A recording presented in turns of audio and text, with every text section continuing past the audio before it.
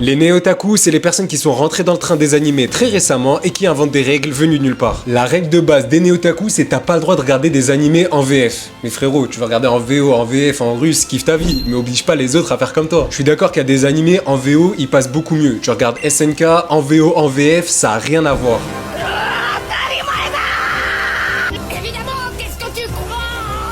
Mais crois-moi, quand j'avais 3 ans et j'ai regardé mon premier animé, je l'ai pas regardé en VO, j'ai regardé ça en arabe. Et ça avait pas du tout la même ambiance. Mais dis-toi, jusqu'à mes 8 ans, j'étais persuadé que Luffy il était musulman parce qu'il y a un épisode, il récupère son chapeau, il dit Alhamdulillah.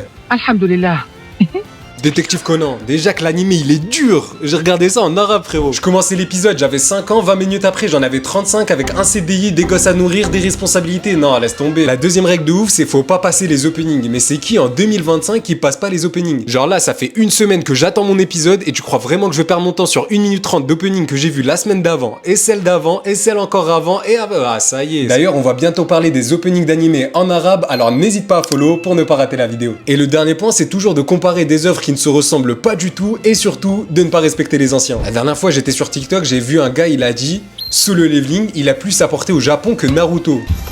Pardon? Solo Leveling, c'est même pas japonais, frérot. Ou c'est comme comparer Solo Leveling, Shingeki no Kyojin et du Mouvement de la Terre, alors que les 3 œuvres ne se ressemblent pas du tout. Donc si t'es nouveau à kiffer les animés, moi je te souhaite la bienvenue, mais faut qu'on parle des néotaku.